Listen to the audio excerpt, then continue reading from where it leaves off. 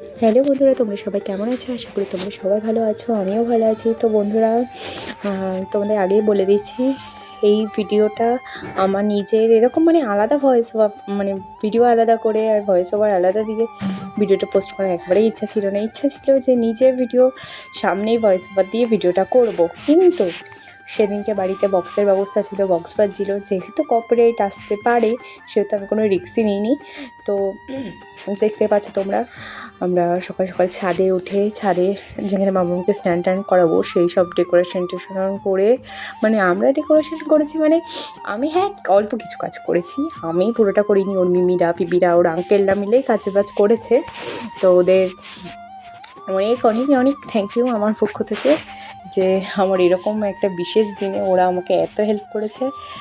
তো অনুষ্ঠানটা সেইরকমভাবে করার কোনো প্ল্যানিং ছিল না আমাদের আগে থেকেই, হট করেই ঠিক হওয়া যে না, ওর অনুষ্ঠানটা আমরা ছোটোখাটোর মধ্যেই করবো। ছোটোখাটো একেবারে আমাদের বাড়ির লোকই বলতে পারো বেশি, তো বাড়ির লোক নিয়েই বলতে গেলে করা ছিল, খুবই ঘরোয়াভাবে। শুধু আমরা আনন্দটুকু করব বলে একটা বক্স নিয়ে আসাও হয়, আর ছোটোখাটোভাবে অনেক কিছু হয়।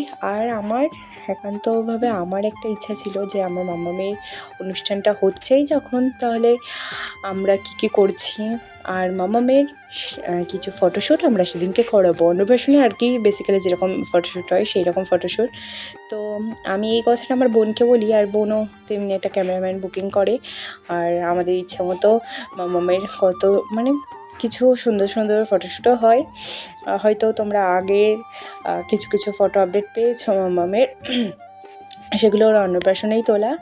তো সাথে আমরাও বাড়ির সবাইও যে কজন ছিলাম সে কজনও ভালোভাবে সেজে গুজে মামার সাথে আমরাও ফটোশ্যুট করি।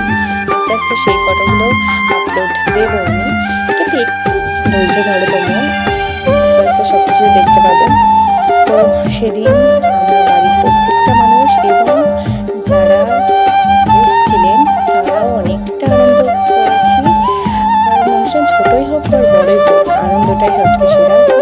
সবাই মন মতো আনন্দ করতে পেরেছি, এটাতেই আমি অনেক খুশি।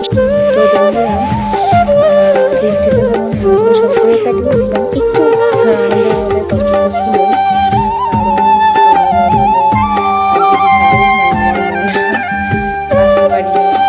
কারণ নতুন স্কুলে ভর্তি ছিল, তো যার জন্য একটু সকালটা জোরে করা হয়নি।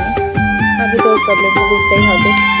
আর তো আমার দিদির বাড়ি থেকে কেউ আসে, আমার বাড়ির মধ্যে আমার ছোটো ভাই, ছোটো বোন করে যেহেতু অনুষ্ঠানটা ঠিক করে দেখতে ওদের একটা জায়গায় যাওয়ার প্ল্যানিং ছিল, সেখানে গেছিলো, তো আসতে পারি।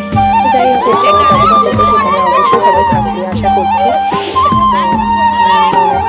আমার সঙ্গে ওর বড় মামা ওর খাবারটা খাইয়েছিল। আর মেনুতে সেরকম কিছু একটা রাখিনি আমরা, খুবই সিম্পল খাবার ছিল, যেহেতু ঘরোয়া অনুষ্ঠান ছিল।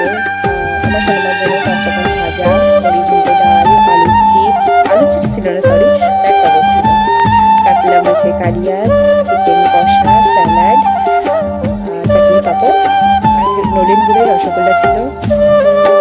আমরা দিন শেষে সবাই মিলে একসাথে খেতে বসে করেছিলাম, আর সবাই খুব তৃপ্তি করে খেয়েছিলাম। বাড়িতে ঘরোয়া রান্নাই হয়েছিল। তো এইভাবেই সারাদিনটা আমরা খুব আনন্দ সহকারে